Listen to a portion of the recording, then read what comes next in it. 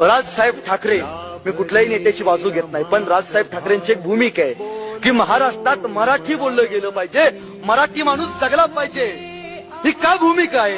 याच्या पाठीमागं काय माहितीये तुम्हाला?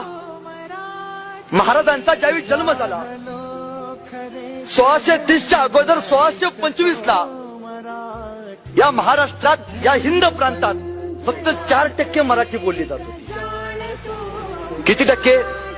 फक्त 4%. महाराजांचा जन्म झाला, शहाजी राजांनी महाराजांना एक मुद्रा दिली, प्रतिप चंद्र लेखेव. ही पहिली मुद्रा आहे जी मराठीमध्ये अनुकरित केलेली. तुम्हाला माहितीये महाराजांनी पहिला मराठी राज्य व्यवहार कोश स्थापन केला. का? त्यांनी इथं मराठी बोलली जावी. 1680 ला महाराजांचं निधन झालं. ज्यावेळी निधन झालं त्यावेळी महाराष्ट्रात 70% मराठी बोलली जात होती.